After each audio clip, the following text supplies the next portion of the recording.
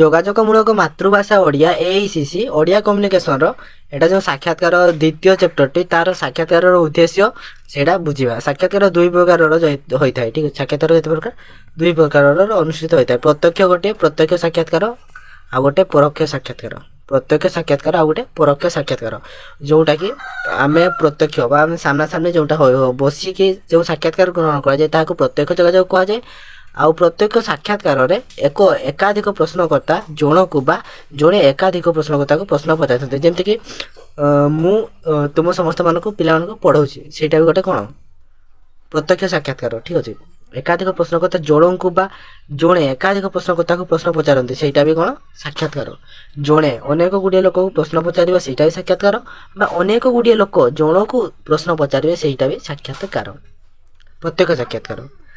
ଅଧିକାଂଶ କ୍ଷେତ୍ରରେ ଆମର ଲକ୍ଷ୍ୟ ବା ଉଦ୍ଦେଶ୍ୟ ସାଧନ ପାଇଁ ଯଦି ପ୍ରତ୍ୟକ୍ଷ ସାକ୍ଷାତକାର କରାଯାଇ ନପାରେ ପରୋକ୍ଷ ସାକ୍ଷାତକାରର ପ୍ରତ୍ୟକ୍ଷ ସାକ୍ଷାତକାରରେ ପ୍ରୟୋଜନ ହୁଏ। ଠିକ୍ ଅଛି, ଯେମିତିକି କୌଣସି ନା ଟେଲିଫୋନ ଇଣ୍ଟରନେଟ୍ ମାଧ୍ୟମରେ, ଆଭାସୀ କାର୍ଯ୍ୟକ୍ରମ ମାଧ୍ୟମରେ କିମ୍ବା ଚିଠିପତ୍ର ମାଧ୍ୟମରେ ସାକ୍ଷାତକାରର ଉଦ୍ଦେଶ୍ୟ ସାଧନ ହୋଇଥାଏ। କାହା ମାଧ୍ୟମରେ? ଟେଲିଫୋନରେ ହେଉ କି ଇଣ୍ଟରନେଟ୍ରେ ହେଉ କି ଆଭାସୀ କାର୍ଯ୍ୟକ୍ରମ ମାଧ୍ୟମରେ, ଚିଠିପତ୍ର ମାଧ୍ୟମରେ ସାକ୍ଷାତକାରର ଉଦ୍ଦେଶ୍ୟ ସାଧନ ହୋଇଥାଏ। ଏ ପ୍ରକାରର ସାକ୍ଷାତକାରକୁ ପରୋକ୍ଷ ସାକ୍ଷାତକାର କୁହାଯାଏ। ଯେଉଁଟାକି ଆମେ ଟେଲିଫୋନ ମାଧ୍ୟମରେ ସାକ୍ଷାତ କରୁ, ଦୁରିଆରେ ଥାଇକି ସାକ୍ଷାତ କରୁ, ସେଇଟା କ'ଣ ପରୋକ୍ଷ ସାକ୍ଷାତକାର। ଯେଉଁଟା ପାଖରେ ବସିକି କରୁ ସେଇଟା ପ୍ରତ୍ୟକ୍ଷ ସାକ୍ଷାତକାର। ତବେ ସାକ୍ଷାତକାର ପ୍ରତ୍ୟକ୍ଷ ହେଉ ବା ପରୋକ୍ଷ ହେଉ, ସାକ୍ଷାତକାର ଦେବା ଆଉ ସାକ୍ଷାତକାର ନେବା ପରୋକ୍ଷ ଏକ କଳାତ୍ମକ କୌଶଳ। ଠିକ୍ ଅଛି, ସାକ୍ଷାତକାର ଦେବା କି ନେବା, ପ୍ରତ୍ୟକ୍ଷ କି ପରୋକ୍ଷ, ତାହା ଗୋଟେ କଳାତ୍ମକ କୌଶଳ। ସାକ୍ଷାତକାରର ପ୍ରଶ୍ନକର୍ତ୍ତା ଓ ଉତ୍ତରଦାତାର ଦାୟିତ୍ୱ ବେଶ ଗୁରୁତ୍ୱପୂର୍ଣ୍ଣ। ଯେ ପ୍ରଶ୍ନ ପଚାରୁଥିବ ଆଉ ଯେ ଉତ୍ତର ଦେଉଥିବ, ଦୁଇ ଜଣଙ୍କର କ'ଣ ବହୁତ ଗୁରୁତ୍ୱପୂର୍ଣ୍ଣ। ପ୍ରଶ୍ନକର୍ତ୍ତାଙ୍କର ପ୍ରତ୍ୟେକ ପ୍ରଶ୍ନର ଉତ୍ତର ଅତି ଧୈର୍ଯ୍ୟର ସହ ସ୍ପଷ୍ଟ ଭାବରେ ଦେବାକୁ ପଡ଼ିଥାଏ। ଠିକ୍ ଅଛି, ପ୍ରଶ୍ନକର୍ତ୍ତାଙ୍କର ପ୍ରଶ୍ନ ଅତି ଧୈର୍ଯ୍ୟ ନିଜର ମାନସିକ ସନ୍ତୁଳନ ରକ୍ଷା କରି ଧୈର୍ଯ୍ୟ ଭାବରେ ଅତି ସ୍ପଷ୍ଟ ଭାବରେ ଦେବା ଉଚିତ। ସେଥିପାଇଁ ଉତ୍ତରଦାତା ସଠିକ୍ ଉତ୍ତର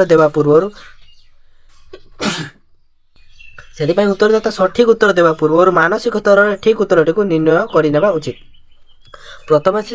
ପ୍ରଥମେ ସେ ମନ ଭିତରେ ସେଇ ସଠିକ୍ ଉତ୍ତରଟାକୁ ମନ ଭିତରେ ନିର୍ଣ୍ଣୟ କରିବା ଉଚିତ ଏବଂ ତାକୁ କହିବା ଉଚିତ। ଠିକ୍ ଅଛି, ଏତଦ୍ ବ୍ୟତୀତ ସାକ୍ଷାତକାର ନେଉଥିବା ବ୍ୟକ୍ତି ଧୀର, ନମ୍ର, ଶାନ୍ତ ପ୍ରକୃତିର ହେବା ଉଚିତ। ଯିଏ ମାନେ ସାକ୍ଷାତ ନେଉଥିବ ତ ସିଏ ବହୁତ ଧୀର ହେଇଥିବ, ଆଉ ନମ୍ର ହେଇଥିବ, ଶାନ୍ତ ହେଇଥିବ। ଠିକ୍ ଅଛି, ସେଇ ପ୍ରକୃତିର ହେବା ବିଧେୟ। ତତ୍ସହିତ ସାକ୍ଷାତକାର ଦେବା ବ୍ୟକ୍ତି ସମ୍ମାନନୀୟ, ଖ୍ୟାତି ସମ୍ପନ୍ନ ବ୍ୟକ୍ତିତ୍ୱ ଭାବରେ ସାମାଜିକ ପ୍ରତିଷ୍ଠିତ ହେବା ଉଚିତ। ଯାହା ପାଖରେ କି ଶିଷ୍ଟାଚାର ଥିବ, ସେ ସମ୍ମାନ ପ୍ରଦର୍ଶନ କରୁଥିବ। ଠିକ୍ ଅଛି, ତାହା ହେବା ଉଚିତ। ସାକ୍ଷାତକାର ସମୟରେ ବିବ୍ରତ ନ ହେବା ଉଚିତ। ସାକ୍ଷାତକାର ସମୟରେ ବ୍ୟସ୍ତ, ମୋ ଡେରି ହେଉଛି, ଏଇଟା ସାକ୍ଷାତକାର ନେଇ ସାରି ଆଉ ଗୋଟେ ଜାଗାକୁ ଯିବି, ସେଟା ହେବା ଅନୁଚିତ। ଠିକ୍ ଅଛି, ସମସ୍ତେ ବ୍ୟସ୍ତ ହେବା ନାହିଁ। ସାକ୍ଷାତକାର ଭାବେ ନିଜକୁ ପ୍ରସ୍ତୁତ କରି ଗୋଟିଏ ପ୍ରଶ୍ନର ପଚାରି ଆଗକୁ ଯିବା ବିଧେୟ। ସାକ୍ଷାତକାର ଯିଏ ବି ନେଉଥିବ, ଠିକ୍ ଅଛି, ଗୋଟିଏ ପରେ ଗୋଟିଏ କ୍ୱେଶ୍ଚନ୍ ପଚାରି ତ ଆଗକୁ ଯିବା ବିଧେୟ। ଆଗକୁ ଯାଇଥାଏ ତ ସାକ୍ଷାତକାର ନେବା ସମୟରେ ନିଜର ମତ ଉପସ୍ଥାପନ କରନ୍ତୁ ନାହିଁ, କିମ୍ବା ସାକ୍ଷାତକାର ଦେଉଥିବା ବ୍ୟକ୍ତିଙ୍କର ପ୍ରଶସ୍ତି ଜ୍ଞାନ ଆଲୋଚନା ପରିସର କରନ୍ତୁ ନାହିଁ। ଠିକ୍ ଅଛି, ସାକ୍ଷାତକାର ଯେତେବେଳେ ନିଆଯାଉଥିବ ତୁମେ ସିଏ କହିବା ଆଗରୁ ତୁମର କିଛି ମତ ରଖନ୍ତୁ ନାହିଁ, କିମ୍ବା ସିଏ ଯେଉଁଟା କହିଲେ ତାହା କଥାକୁ ତୁମେ ରିପିଟ୍ କରିବ ନାହିଁ। ଠିକ୍ ଅଛି, ତାହା କ'ଣ ଗୋଟେ ସଫଳ ସାକ୍ଷାତକାରର ଲକ୍ଷଣ। ସାକ୍ଷାତକାର ସମୟ ନିର୍ଘଣ୍ଟ ଆଗରୁ ସ୍ଥିର ହେବା ଉଚିତ। ସାକ୍ଷାତକାର ଯେତେବେଳେ ସମୟ ଧାର୍ଯ୍ୟ କରାଯାଇଥିବ, ଧର 8ଟା ବେଳେ କରାଯାଇଥିବ, ଆମେ ଅଧଘଣ୍ଟା ଆଗରୁ ମାନେ 8:30 ବେଳକୁ ସେଠି ପହଞ୍ଚିବା ଉଚିତ। ସମୟକୁ ନଜର ରଖିବା, ସଠିକ୍ ଉଦ୍ଦେଶ୍ୟ ସାଧିତ ହେବା ପରେ ପ୍ରଶ୍ନ ପଚାରନ୍ତୁ। ମାନେ ଯେଉଁ ଗୁଡ଼ିକର ସଠିକ୍ ଉତ୍ତର ତୁମେ ଜାଣିଥିବ ତ ତାହା ହିଁ କ୍ୱେଶ୍ଚନ୍ ପଚାରନ୍ତୁ। ଠିକ୍ ଅଛି, ଅଯଥା ପ୍ରଶ୍ନ କରି ସମୟ ନଷ୍ଟ ନ କରିବା ଉଚିତ। ଯେଉଁ ପ୍ରଶ୍ନ ଉତ୍ତର ଜଣାଥିବ ତାହା ହିଁ କ୍ୱେଶ୍ଚନ୍ ପଚାରିକି ସଠିକ୍ ଉତ୍ତର ଶୁଣନ୍ତୁ। ଆଉ ଯଦି ଯେଉଁ କ୍ୱେଶ୍ଚନ୍ ବିଷୟରେ ଜଣାଅଛି ତାହା ପଚାରିବା ଭୁଲ। ମହିଳା ସାକ୍ଷାତକାର ନେବା ବେଳେ ଏକୁଟିଆ ନିରୋଳା ସ୍ଥାନ ବାଛନ୍ତୁ ନାହିଁ। ଯେତେବେଳେ ମହିଳା ସାକ୍ଷାତକାର ନେଉଥିବ ତ ଏକୁଟିଆ ଗୋଟେ ନିରୋଳା ସ୍ଥାନ ବାଛନ୍ତୁ ନାହିଁ। ପ୍ରଶ୍ନକର୍ତ୍ତା ବାରମ୍ବାର ପ୍ରଶ୍ନ ନ କରି ସାକ୍ଷାତକାର ଉଦ୍ଦେଶ୍ୟ ସାଧିତ ହେଲା ଭଳି ନିର୍ବାଚିତ ପ୍ରଶ୍ନ ପଚାରିବା ଉଚିତ। ପ୍ରଶ୍ନକର୍ତ୍ତା ବାରମ୍ବାର ପ୍ରଶ୍ନ ନ ପଚାରି ଉଦ୍ଦେଶ୍ୟ ସାଧିତ ହେଲା ଭଳି ପ୍ରଶ୍ନ ପଚାରିବା ଉଚିତ। ଦ୍ୱିତୀୟତଃ ଉତ୍ତରଦାତାଙ୍କର ସାକ୍ଷାତକାର ଉଦ୍ଦେଶ୍ୟ ସମ୍ପର୍କରେ ଯଥେଷ୍ଟ ମୌଳିକ ଜ୍ଞାନ ରହିବା ଦରକାର। ମୌଳିକ ଜ୍ଞାନ ମଧ୍ୟ ରହିବା ଦରକାର। ସାକ୍ଷାତକାର ଦେଉଥିବା ବ୍ୟକ୍ତି ପ୍ରଶ୍ନର ଉତ୍ତର ନ ଦେଇ କୁଣ୍ଠାବୋଧ ପ୍ରକାଶ କରିବା ଅନୁଚିତ। ଧର ଉତ୍ତର ଯେଉଁଟା ଜାଣିପାରିଲେ ନାହିଁ ତାହା କୁଣ୍ଠାବୋଧ କରିବା ଉଚିତ ନୁହେଁ। ଠିକ୍ ଅଛି, ତୁମେ ଜାଣିନାହିଁ ବୋଲି କହିବ ତ ତାହା କୁଣ୍ଠାବୋଧ କରିବ, ଚୁପ୍ ରହିବ, ତାହା ଅନୁଚିତ।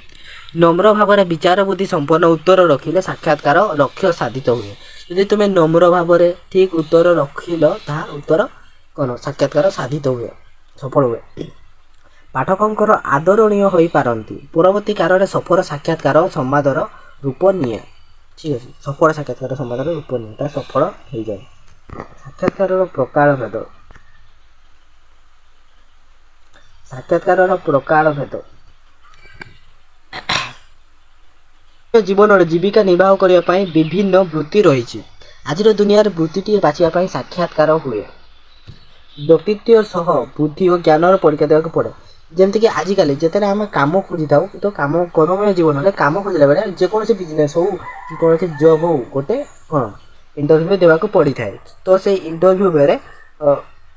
ଇଣ୍ଟରଭ୍ୟୁରେ ବ୍ୟକ୍ତିର ସହ ବୁଦ୍ଧି ତାର ଯେଉଁ ବୁଦ୍ଧି ଜ୍ଞାନ ତାହା ପରୀକ୍ଷା କରାଯାଏ। ପରୀକ୍ଷକ ମଣ୍ଡଳୀ ବା ଚୟନ ଯେଉଁମାନେ ସେମାନେ ସିଲେକ୍ଟ କରୁଥିବେ, ଇଣ୍ଟରଭ୍ୟୁ ନେଉଥିବେ, ତ ତାଙ୍କ ଦ୍ୱାରା ମନୋନୀତ ହେବା ପାଇଁ ଯେଉଁ ସାକ୍ଷାତକାର ଦେବାକୁ ପଡ଼େ ତାହାକୁ ବୃତ୍ତିଭିତ୍ତିକ ସାକ୍ଷାତକାର କୁହାଯାଏ। ତାହାକୁ କ'ଣ କୁହାଯାଏ ନା ବୃତ୍ତିଭିତ୍ତିକ ସାକ୍ଷାତକାର କୁହାଯାଏ। ଏହା ଉଭୟ ସରକାରୀ ଓ ବେସରକାରୀ ସ୍ତରରେ ଯେକୌଣସି ପଦବୀରେ ନିଯୁକ୍ତି କରିବା ପାଇଁ ଚୟନ କରାଯାଏ। ଗଭର୍ଣ୍ଣମେଣ୍ଟ ହେଉ କି ପ୍ରାଇଭେଟ୍ ହେଉ ଯେକୌଣସି ସ୍ତରରେ ମଧ୍ୟ ସେହି ପଦବୀରେ ନିଯୁକ୍ତି ଦେବା ପାଇଁ ଚୟନ କରାଯାଇଥାଏ। ବୃତ୍ତିଭିତ୍ତିକ ସାକ୍ଷାତକାର ବେଳେ ସାବଧାନତା ଓ ସଚେତନତା ଏକାନ୍ତ ଜରୁରୀ। ଠିକ୍ ଅଛି, ସାବଧାନତା ସଚେତନତା ଏକାନ୍ତ ଜରୁରୀ। ପ୍ରାର୍ଥୀ ଜଣକ ଆବେଦନ କରିଥିବା ପଦବୀ ପାଇଁ ଉପଯୁକ୍ତ ବା ଅନୁପଯୁକ୍ତ, ଯୋଗ୍ୟ ବା ଅଯୋଗ୍ୟ ତାହା ଜାଣିବା ପାଇଁ ସାକ୍ଷାତକାର ନିଆଯାଏ। ଏଥିପାଇଁ ପ୍ରାର୍ଥୀ କେତେ ଶୃଙ୍ଖଳିତ, ଭଦ୍ର, ନମ୍ର ତାହାକୁ ଦୃଷ୍ଟି ଦେଇ ପ୍ରାର୍ଥୀଙ୍କର ଆଚରଣ, ବେଶ ପୋଷାକ ଓ କଥାବାର୍ତ୍ତା କହିବାର ଭଙ୍ଗୀକୁ ମଧ୍ୟ ଦେଖାଯାଏ। ସେ କିଭଳି ଭାବରେ ଡ୍ରେସ୍ ବେଶ ପୋଷାକ ପିନ୍ଧିକି ଆସିଥିବ, କଥା କହିବାର ଭଙ୍ଗୀକୁ ମଧ୍ୟ ଦେଖାଯାଏ। ପ୍ରାର୍ଥୀଙ୍କର ସାଧାରଣ ଓ ବୌଦ୍ଧିକ ଜ୍ଞାନର ମାନ ମାପିବା ପାଇଁ ଆଞ୍ଚଳିକ ତଥା ଆନ୍ତର୍ଜାତିକ ସମସ୍ୟା ଉପରେ ପ୍ରଶ୍ନ ପଚାରି ତାର ବିଶ୍ଳେଷଣ କରି ଆବଶ୍ୟକ ମନ କଲେ ଉପଯୁକ୍ତ ମନେ କରି ଚୟନ କରନ୍ତି। ସାକ୍ଷାତକାର କେତେକ କ୍ଷେତ୍ରରେ ଲିଖିତ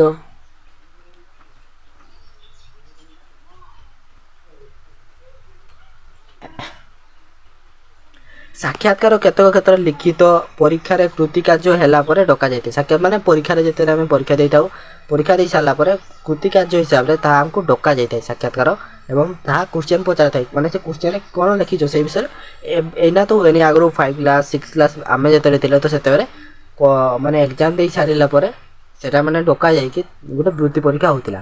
କେତେକ ସରକାରୀ ବେସରକାରୀ ଅନୁଷ୍ଠାନ ମଧ୍ୟ କେବଳ ସାକ୍ଷାତକାର କରି ପଦବୀରେ ନିଯୁକ୍ତି କରିଥାନ୍ତି। କେବଳ ସାକ୍ଷାତକାର ଦ୍ୱାରା, ଇଣ୍ଟରଭ୍ୟୁ ଦ୍ୱାରା ହିଁ ଗୋଟେ ପଦ କି ପଦବୀ ଦେଇଥାନ୍ତି। ଠିକ୍ ଅଛି, ପଦବୀ ଦେଇଥାନ୍ତି। ବୃତ୍ତିଭିତ୍ତିକ ସାକ୍ଷାତକାର ଯେହେତୁ ଜୀବିକା ସହ ସମ୍ପୃକ୍ତ, ତେଣୁ ଏହା ସାକ୍ଷାତକାରରେ ଅନେକ ଗୁରୁତ୍ୱପୂର୍ଣ୍ଣ ଦିଗ ରହିଛି।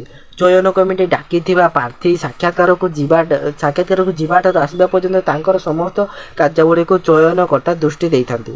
ସାକ୍ଷାତକାର ପାଇଁ ଆସିଥିବା ପ୍ରାର୍ଥୀଙ୍କର ପଦବୀ ପ୍ରତି ଆଗ୍ରହ, ଧୈର୍ଯ୍ୟ, ଏପରିକି ତାଙ୍କର ଜୀବନଶୈଳୀ କ'ଣ ସେ ବିଷୟରେ ଚୟନକର୍ତ୍ତା ପ୍ରଶ୍ନ ପଚାରନ୍ତି। ତ ଯାହା ତାଙ୍କ ବ୍ୟକ୍ତିତ୍ୱର ପରିମାପକ, ବ୍ୟକ୍ତିର ସାଧାରଣ ଜ୍ଞାନ, ବିଷୟ ଜ୍ଞାନ, କାର୍ଯ୍ୟ କରିବାର ଦକ୍ଷତା ଆଦି ବିଭିନ୍ନ ପ୍ରଶ୍ନର ଉତ୍ତର ପଚାରି ସେ ପଦବୀ ପାଇଁ ଉପଯୁକ୍ତ କିମ୍ବା ଅନୁପଯୁକ୍ତ ତାହା ଚୟନ କମିଟି ସ୍ଥିର କରନ୍ତି। ଗୋଟିଏ ଚୟନ କମିଟିରେ ଜଣେ ଅଧ୍ୟକ୍ଷ ଏବଂ 2-3 ଜଣଙ୍କର ସଦସ୍ୟ ନିଯୁକ୍ତି ପାଇଥିବା ବେଳେ କେତେକ ଚୟନ କମିଟିରେ ଜଣେ ମୁଖ୍ୟ ରହିଥାନ୍ତି। ଠିକ୍ ଅଛି, ଏଇଟା ଚୟନ କମିଟି। 3କୁ ୱେଟ୍ କର, ପାର୍ଟ 3ରେ ଆମେ ଡିସ୍କସନ୍ କରିବା ୟା ଆଗରେ କ'ଣ ଅଛି। ତ ଭିଡ଼ିଓରେ ଜଏନ୍ ହୁଅନ୍ତୁ। ତ ଧନ୍ୟବାଦ। ଯଦି ଭିଡ଼ିଓଟି ଭଲ ଲାଗିଛି ଚ୍ୟାନେଲକୁ ସବସ୍କ୍ରାଇବ୍ କରିଦିଅନ୍ତୁ, ଭିଡ଼ିଓଟିକୁ ଲାଇକ୍ କରିଦିଅନ୍ତୁ। ତ ଜୟ ଜଗନ୍ନାଥ।